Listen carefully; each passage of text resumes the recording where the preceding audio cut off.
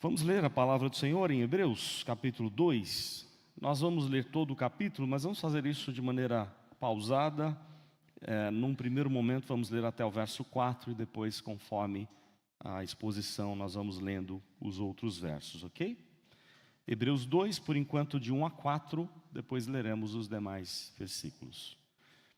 Nos diz assim a palavra do Senhor. Por esta razão importa que nos apeguemos com mais firmeza às verdades ouvidas, para que delas jamais nos desviemos.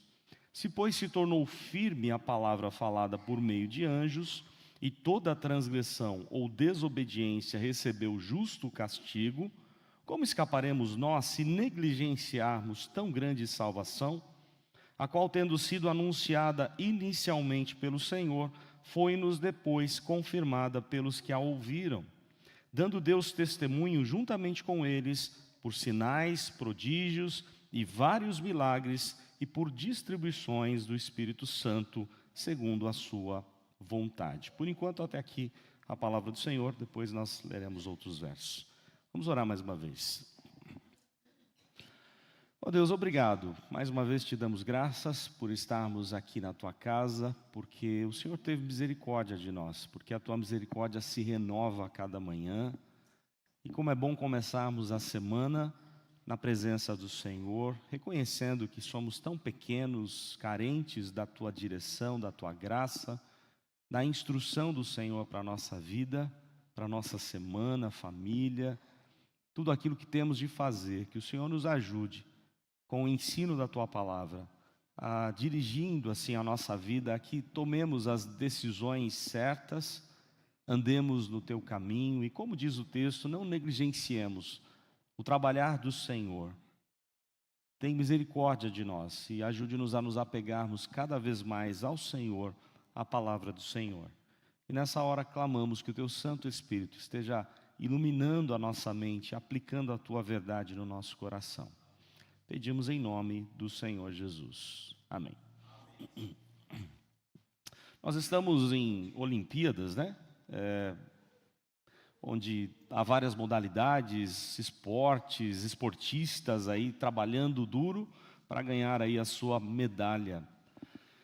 Eu achei interessante que nessa semana, ouvindo uma das atletas brasileiras, perguntaram para ela qual era o seu grande ídolo. E ela respondeu: Ayrton Senna. Eu creio que principalmente para a minha geração, né? Ayrton Senna é realmente um nome muito forte, o quanto ele se dedicou naquilo que fazia, até morreu por aquilo que fazia. E é um exemplo nessa questão de profissionalismo, de ser um bom atleta, né? Sempre foi um grande exemplo que realmente empolga o coração de todo brasileiro, não só do Brasil, mas gente de todo mundo admira bastante Ayrton Senna. Mas a verdade é que nós temos ídolos. Não no sentido de idolatrar, adorar pessoas, né? Nós sabemos que nós adoramos somente a Deus, o nosso ídolo é só o Senhor, mas ídolo no sentido de admirar pessoas por aquilo que elas fazem. E aí não há nenhum problema quanto a isso, né? Se alguém fez algo bom, ela merece ser elogiada, reconhecida por aquilo que fez de bom. E isso acontece nas diversas questões, mas o esporte ressalta bastante os olhos, né? As pessoas ficam famosas, cheias de ídolos na área do esporte. Eu me recordo aí nessa época de férias, no período de férias, que nós descobrimos alguns locais de camisas retrô, camisa de time retrô, antigas. E aí eu encontrei lá no Rio de Janeiro uma camisa do Ronaldo, quando jogava no Milan, Ronaldo Fenômeno. E aí, né, ficaram insistindo comigo: compra, pai, compra, né? Os filhos sempre com interesse, ou seja, eu compro, eles usam também. Mas eles sabem que eu gosto bastante, eu fui lá e comprei. Aí, saindo depois aqui em São Paulo com o Fábio e os meninos, os adolescentes, eles acharam lá uma loja em São Paulo também, retrô. E aí, ontem o Theo comprou uma do Zidane, da Copa de 2006. O Batata com o Matheus comprou do Kaká no Milan. O Miguel do Vinícius Júnior, enfim. Ídolos que fazem parte do dia a dia, não no sentido de adorarmos essas pessoas, são homens, mas são pessoas que, de alguma forma, são admiradas, né, por aquilo que se dedicaram. Essa é uma realidade. A própria Bíblia aponta pessoas que são consideradas por muitos como heróis, como ídolos. quando na verdade o único grande herói, o único herói de verdade é Cristo, não é verdade? Mas nós temos na Bíblia pessoas que são admiráveis. Aliás, eu já falei com a igreja, eu gosto demais, eu amo demais a história de Davi, tudo aquilo que Davi passou, as experiências de Davi. Então, Davi, para mim, eu tenho como uma admiração muito grande a história dele. Mas muitos se admiram, e todos nós nos admiramos com outros personagens, com Daniel e seus amigos, tão jovens, num reino distante, afastados da família, dos seus sonhos, e ainda assim foram fiéis ao Senhor em tudo aquilo que fizeram. Nós lembramos de José, de Moisés, tantos servos de Deus, que na verdade o próprio autor aos Hebreus vai lembrar de alguns deles, né? Lá na galeria dos heróis da fé, no capítulo 11, ele vai lembrar com admiração de todos aqueles que com fé fizeram grandes coisas em prol do reino do Senhor, se apegaram ao Senhor e foram fiéis ao Senhor pela fé que Deus mesmo trabalhou no coração deles. Por que será que a gente tem tanto desejo assim por ídolos, por pessoas que nos admiram, né? Ou que causam admiração em nós? É interessante, porque todos nós temos um vazio no coração, todos nós temos um desejo por um herói. Isso fica estampado em filmes, os filmes de heróis, por exemplo, né? Todos gostam, principalmente a meninada mais nova, os jovens, gostam quando lançam lá um Capitão América, um Homem-Aranha. As crianças ficam querendo usar ali uniformes. Por que tudo isso? Porque há uma sede no coração de todos nós por o grande e maior de todos, pelo Senhor de todas as coisas, que é o Senhor Jesus. Tudo isso aponta para Cristo, para o desejo do nosso coração. Então não há problema de eu admirar pessoas por aquilo que elas fazem, desde que, em primeiro lugar, eu ame ao Senhor com toda a minha força, com todo o meu entendimento, eu tenha Ele como meu Senhor, como meu Salvador. Esse é o propósito de Hebreus, escrevendo uma carta, um sermão a uma igreja que passava por muitas tribulações, com muito sofrimento, perseguição, onde ele vai mostrar a importância que tem Cristo, muito mais do que os servos do passado, muito mais do que Moisés e a lei de Moisés, muito mais do que os sacerdotes, muito mais do que os profetas, ou até mesmo a galeria dos heróis da fé, como ele coloca lá no capítulo 11, nós temos em Cristo tudo aquilo que nós carecemos, que nós precisamos e desejamos. Se temos Cristo, aliás, muito mais do que os anjos, conforme já vimos no primeiro capítulo, e ele repete aqui no segundo capítulo que Cristo é maior até mesmo do que os anjos, ele é Senhor absoluto de todas as coisas. Portanto, o texto vai mostrar algumas questões importantes sobre Cristo, principalmente sobre a encarnação de Cristo.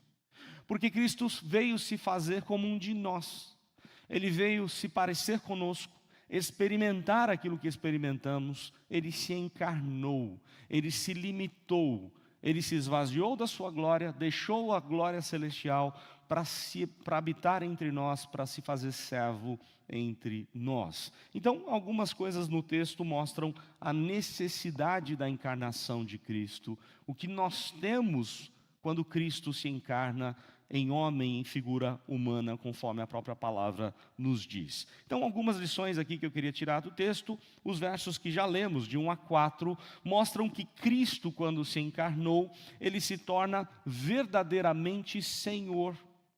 Ele é Senhor de todas as coisas, ele sempre foi. Aliás, a palavra de Deus diz que ele é o único Senhor. Mas agora, com toda a propriedade, ele é Senhor de todas as coisas.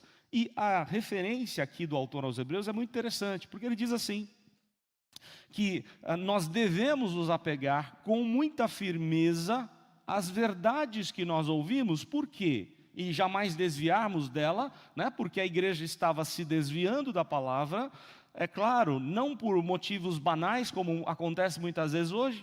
Nós vemos notícias de pessoas que outrora eram crentes, principalmente até artistas de TV, jogadores de futebol que se diziam crentes, né? E de repente você olha para a vida dele e fala, pô, dá para admirar a questão do futebol, mas a vida dele como servo de Deus deixou de existir, não é? Porque ele se afastou por motivos banais. Não é o caso aqui. A situação era de muita dificuldade, de feroz perseguição contra o povo de Deus, muitos perdendo propriedade, sendo presos, alguns sendo levados à morte por causa de Cristo.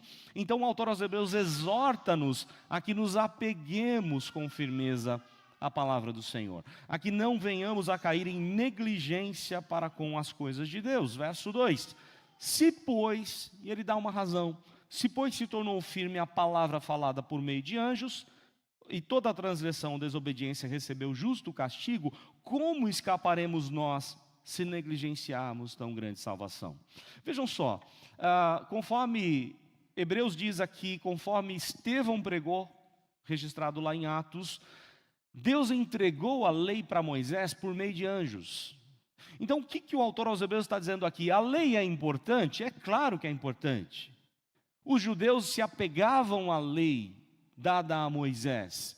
E aqui o autor aos Hebreus dizendo, olha, essa lei foi entregue por meio de anjos, só que agora houve uma entrega ainda maior, uma revelação ainda muito mais especial, porque não foi por intermédio de anjos, foi alguém muito mais importante que entregou essa lei, essa palavra, ou que ensinou a lei do Senhor de uma forma muito especial. E se nós negligenciarmos tudo isso, nós cairemos em grande juízo da parte de Deus. Ele dá exemplos, né?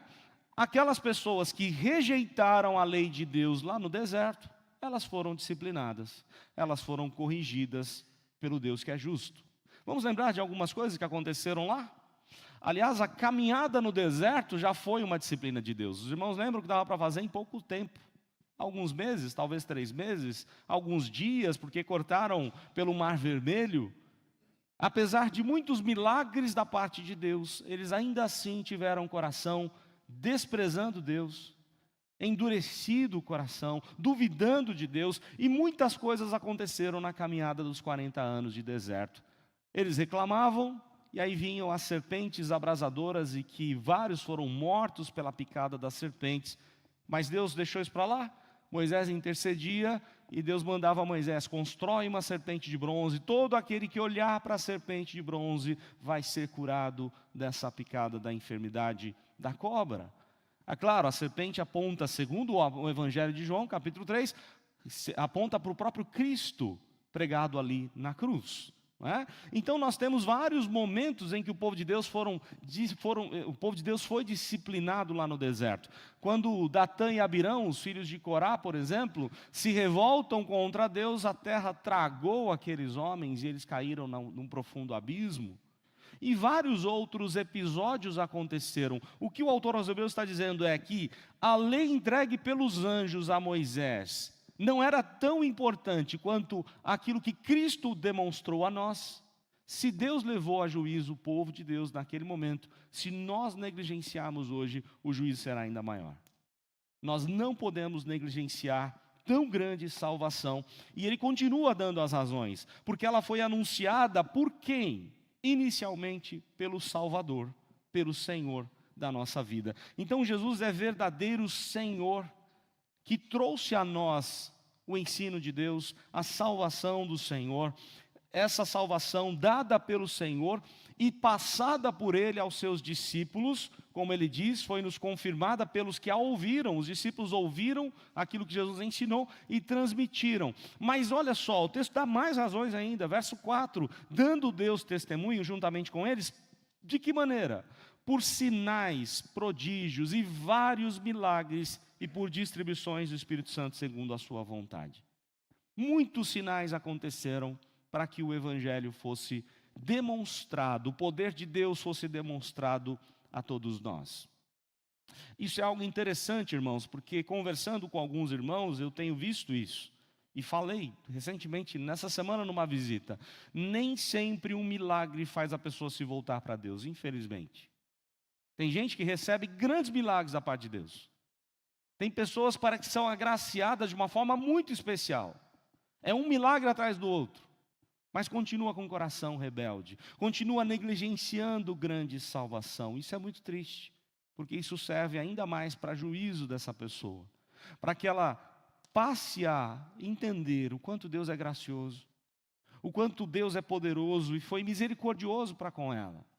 Mas infelizmente há pessoas que não se voltam para o Senhor por causa dos milagres. O autor aos Hebreus nos exorta: olhemos para as grandes coisas que Deus fez, grandes milagres que o Senhor já fez. Aliás, eu lembro que quando João Batista estava preso, ele manda aos seus discípulos perguntar a Jesus: és tu mesmo o Messias? E os irmãos lembram a resposta de Jesus? Jesus não disse assim: sou eu mesmo, diga lá para João Batista que sou eu mesmo. Não. Diga a João Batista o que está acontecendo. Os cegos vêm, os coxos andam. O reino de Deus, sendo manifesto ali, pregado de uma forma muito especial. É isso que o autor aos Hebreus está mostrando para o povo perseguido, e o que nós precisamos entender hoje: nós temos muito mais motivos para crer no Senhor do que os servos de Deus do passado. Nós olhamos para Abraão, o pai da fé. Nós temos muito mais motivos para termos fé do que Abraão teve, porque Abraão não conheceu toda a história. Nós temos muito mais motivos para louvar, engrandecer a Deus do que Davi teve, porque Davi não viu toda a história. Ele acreditava no Messias que viria. Nós sabemos que ele veio, nós temos a revelação completa. Deus cumpriu a sua palavra, a sua promessa. Então eu tenho muito mais razão para ter um coração muito mais agradecido e fiel do que os servos de Deus na Bíblia. É isso que o autor aos Hebreus está dizendo: nós recebemos de Cristo e dos apóstolos com grandes sinais, de uma forma muito mais especial do que os servos de Deus do Antigo Testamento receberam. Não podemos negligenciar grande salvação. Temos um verdadeiro Senhor, o Senhor da nossa vida. Jesus então é verdadeiro Senhor, ou verdadeiramente Senhor, conforme o versos 1 a 4 nos diz, mas Ele é verdadeiro homem, versos 5 a 9, nós vamos ler aqui agora versos de 5 a 9, porque o texto nos diz o seguinte: pois não foi a anjos que sujeitou o mundo que há de vir, sobre o qual estamos falando, antes alguém em certo lugar deu pleno testemunho dizendo, e aí ele vai fazer a citação do Salmo 8, olha só: que é o homem que dele te lembres, ou filho do homem que o visites, fizeste-o por um pouco menor que os anjos, de glória e de honra o coroaste, e o constituíste sobre as obras das tuas mãos. Todas as coisas sujeitaste debaixo dos seus pés. Por enquanto, até essa parte do verso 8, a gente segue daqui a pouquinho lendo até o verso 9. Jesus é verdadeiro homem. E a citação do Salmo 8 aqui é para mostrar que ele, como se fez homem, ele se faz menor que os anjos. Irmãos, nós somos menores ou somos maiores do que os anjos? Claro que não. Em poder, os anjos são muito maiores do que a gente, não é? Eles conhecem muito mais coisas do que nós, eles estão num reino espiritual que nós não temos muito acesso a isso. Então o que o texto está mostrando é que Jesus se esvazia da sua glória, e quando ele se encarnou, ele se limita totalmente a ser um humano. Nessa semana, aliás, nesses dias, nós tivemos contato mais direto com 2 bebezinhos, um da nossa família, o bebê da minha cunhada, da Nádia, e agora com o Benjamin, ontem com o Benjamin. E nós vemos como o bebezinho é tão indefeso, tão frágil, tão pequenino. Não é verdade? Ele precisa de tudo, de alguém para ajudá-lo em tudo. Para mamar, ele precisa de alguém. Não é verdade? Para tomar banho, ele precisa de alguém. Vejam só a graça da encarnação. Cristo é dono de todas as coisas, Ele nos criou. Mas Ele se faz como um de nós e vem ao mundo como um bebê, dependendo ali dos seus pais, de Maria e José, para cuidar dele. Aliás, ele se esvazia de uma forma ainda maior, Ele sendo dono de todas as coisas, não tinha nem lugar para ele nascer. Nem lugar para ele nascer teve. Ele foi desprezado desde o início e teve que nascer ali entre os animais. Então nós lemos na palavra o quanto Cristo se faz menor do que os anjos para se fazer verdadeiramente homem como nós, para experimentar tudo aquilo que nós experimentamos, passando assim por toda a nossa dor, todo o nosso sofrimento. E aí o texto vai mostrar, que através disso ele vai sujeitar todas as coisas debaixo dos pés. Ora, verso 8, desde que lhe sujeitou todas as coisas, nada deixou fora do seu domínio. Agora, porém, ainda mais, ou ainda não vemos todas as coisas a ele sujeitas. Vemos, todavia, aquele que por um pouco, tendo sido feito menor que os anjos, por um pouco tempo, Jesus, por causa do sofrimento da morte, foi coroado de glória e de honra, para que pela graça de Deus provasse a morte por todo homem. Então vejam só, Jesus se faz como homem para experimentar a dívida do homem, para pagar o preço da dívida do homem, experimentar assim a dívida do nosso pecado. Como Paulo escreve aos Colossenses, ele encravou na cruz todo o escrito de dívida que era contra nós. Ele morreu no nosso lugar, ele levou o meu e o seu pecado. Eu já falei aqui com os irmãos, quando saiu aquele filme A Paixão de Cristo. Os irmãos vão lembrar que na mídia tinha uma discussão, né? Quem é que matou a Cristo? Alguns diziam, foram os romanos. Outros diziam, foram os judeus, né? Porque foi a acusação dos judeus. E aí nós evangélicos dizíamos, todos nós matamos a Cristo. Porque ele não morreu simplesmente porque Pilatos deu a ordem para que ele morresse. Ele não morreu simplesmente porque os judeus acusaram ele de algo que ele não tinha como ser acusado, de blasfêmia contra Deus. Ele morreu por causa do meu pecado e do seu pecado. Ele veio para pagar o meu pecado e o seu pecado, para pagar a nossa dívida. Então nós somos o causador, sim, da morte de Cristo, mas Ele experimentou morte para que nós tivéssemos vida, conforme diz o texto, para que Ele provasse a morte por todo homem, em favor de todo homem, de todo aquele que crê. Jesus então é o verdadeiro homem, versos de 5 a 9. Jesus é o verdadeiro Senhor, versos de 10 a 13. Aliás, verdadeiro Salvador, versos de 10 a 13. Porque convinha que por aquele, verso 10, porque convinha que por aquele cuja causa e por quem todas as coisas existissem, conduzindo muitos filhos à glória, aperfeiçoasse por meio de sofrimentos o autor da salvação deles. Jesus experimentou muito sofrimento, porque Ele é o autor da nossa salvação, diz o texto. Mas através disso Ele nos conduz como filhos à presença de Deus. Nós éramos desprezados, estávamos mortos nos nossos delitos e pecados, éramos filhos da ira, mas em Cristo, pela obra dele, nós temos um Salvador. Ele é verdadeiramente o nosso Salvador, o autor da nossa salvação, porque Ele nos leva a Deus agora como filhos. Deus nos aceita a sua presença como a filhos. Verso 11, pois tanto o que santifica como os que são santificados, todos vêm de um só, por isso é que Ele não se envergonha de lhes chamar irmãos. Olha que bênção.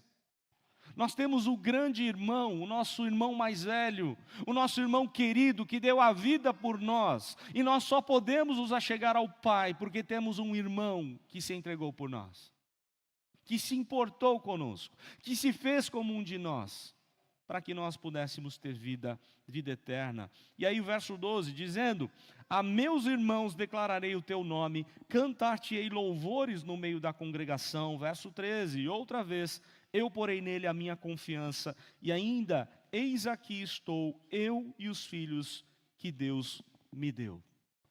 Lembram de Jesus, lá em João?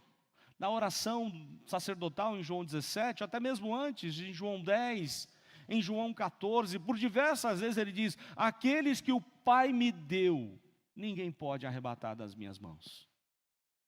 Irmãos, nós somos dados ao Pai, nós somos dados ao Filho, nós somos dados ao Espírito, somos selados por Deus, nada pode nos tirar do caminho do Senhor. Porque Cristo fez toda a obra, porque Cristo nos fez filhos de Deus. Deus nos trata como a filhos, como diz a palavra. Como é bom ter um Salvador, aquele que nos leva à presença do Pai, aquele que nos dá plena salvação. Mas ainda o texto vai mostrar que Ele é verdadeiro libertador. Versos 14 a 16, Ele é o nosso grande e verdadeiro libertador. Verso 14 diz assim, visto, pois, que os filhos têm participação comum de carne e sangue, destes também Ele igualmente participou, para que por sua morte destruísse aquele que tem o poder da morte, a saber, o diabo, Então olha só, nós temos um libertador que nos libertou de Satanás. Havia uma questão muito interessante aqui, irmãos. Os irmãos vão lembrar da história bíblica. Até antes da morte e ressurreição de Cristo, glorificação de Cristo lá nos céus, Satanás se achegava ao trono de Deus com autoridade, entre aspas. Ele tinha acesso ao trono do Pai. Para quê? Para nos acusar. Lembram da história de Jó? No fim de uns tempos, vinha Satanás para Deus e dizia, esse Jó, claro que ele não vai, né, blasfemar contra o Senhor, porque ele tem tudo. Ele é rico, ele tem um monte de filho, uma família abençoada. E aí Deus permitia que Satanás fizesse algo para mostrar a Satanás e a todos nós que Jó era um homem íntegro, reto, temente a Deus e que se desviava do mal. E vários problemas foram acontecendo na vida de Jó. Mas olha só, quando Cristo é glorificado nos céus, lá no livro do Apocalipse, capítulo 4 e 5, 5 é a chegada do Cordeiro que se assenta lá no trono de Deus. Capítulo 12 de Apocalipse, há uma peleja do céu, Miguel e seus anjos expulsam Satanás do céu. Ele não tem mais acesso ao Pai para nos acusar. Por que não? Porque até antes da vinda de Cristo, da morte dele, da ressurreição de Cristo, havia uma chance para Satanás. Ele podia dizer ao Pai, estes são meus, porque pecaram, e todo pecado leva à morte eterna. Mas agora não, porque o Salvador veio. E o Salvador pagou o preço da dívida do nosso pecado. Quando Ele disse lá na cruz, está consumado, a dívida foi paga. Ele nos libertou totalmente da condenação, dos enganos, da acusação de Satanás. Satanás não pode mais nos acusar como pecadores, porque alguém morreu pagando a dívida do nosso pecado. E Deus nos declarou a justiça de Cristo para nós. Ele pegou toda a justiça de Cristo e nos deu. Ele pegou todo o nosso pecado, nossa injustiça e colocou sobre Cristo. Satanás não tem mais poder para nos acusar, porque nós temos um libertador, como diz o verso 14. Destruísse aquele que tem o poder da morte, a saber, o diabo. Satanás foi completamente destruído. E livraste, verso 15 e 16, e livraste todos que, pelo pavor da morte, estavam sujeitos à escravidão por toda a vida. Satanás não só, aliás, Cristo não só verdadeiramente nos libertou da acusação e condenação de Satanás, como também do poder dele sobre nós. Ele não tem mais poder sobre nós. O pecado não mais tem domínio sobre nós, conforme Paulo escreve aos Romanos, capítulo 6. Nós somos livres em Cristo, não somente do pavor da morte, mas da escravidão que ela gerava em nossa vida. Nós somos totalmente livres. Verso 16, pois ele evidentemente não socorre a anjos, mas socorre a descendência de Abraão. Vejam a graça de Deus, que aliás Pedro, ao escrever sua carta, ele diz que os anjos não conseguem entender, desejam entender tamanho amor, porque não houve salvação para anjo. Todos nós sabemos que uma parte dos anjos caíram, seguiram a Satanás, mas não houve salvação, arrependimento. Para nós sim, para nós ainda é o tempo de aceitar a Cristo e experimentar o verdadeiro libertador, mas para os anjos não, foi condenação eterna para os anjos que caíram. Então Jesus é verdadeiro Senhor, Jesus é verdadeiro homem, Jesus é verdadeiro Salvador, verdadeiro libertador. E por fim, versos 17 e 18, Jesus é o verdadeiro intercessor. Versos 17 e 18.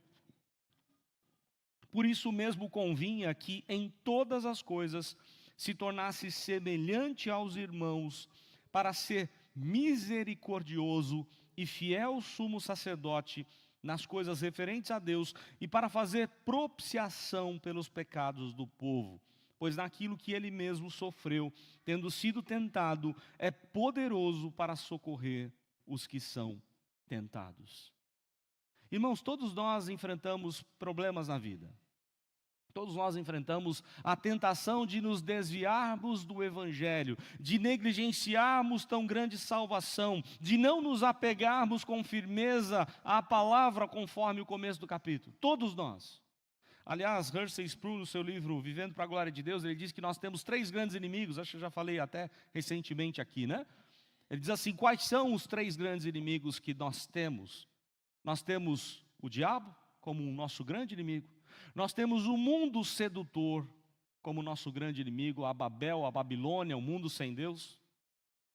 Aliás, quem viu a abertura das Olimpíadas percebeu isso claramente, o mundo sem Deus, um mundo completamente desviado, transviado de Deus, de uma forma absurda.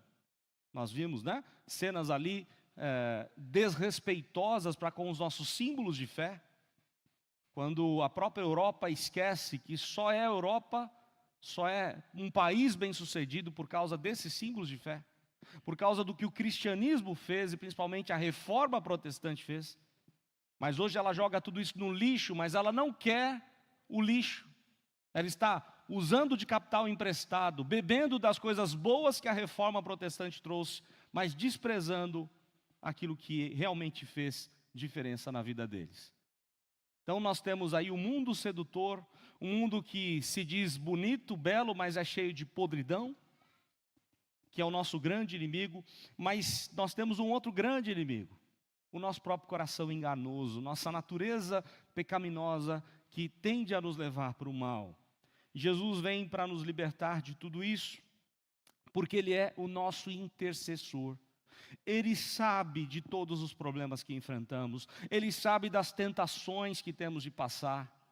Jesus é aquele que nos sustenta, pois naquilo, verso 18, naquilo que Ele mesmo sofreu tendo sido tentado, Ele é poderoso para socorrer os que são tentados.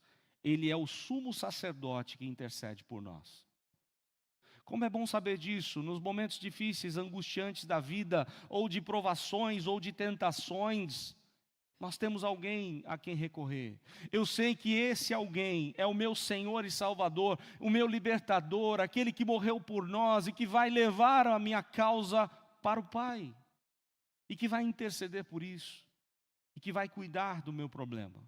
E que vai cuidar da minha vida. Por quê? Porque Ele foi tentado e Ele é poderoso para fazer infinitamente mais do que tudo quanto pedimos ou pensamos, conforme o seu poder que opera em nós, conforme o registro de carta de Paulo aos Efésios, capítulo 3. Irmãos, como é bom a gente saber disso. Eu tenho alguém que intercede por mim, eu tenho alguém que cuida de mim. Aliás, esse é um tema que no capítulo 4 volta, em vários momentos o autor aos Hebreus vai lembrando que nós temos alguém que sentiu a nossa dor e Ele está diante do Pai intercedendo por nós.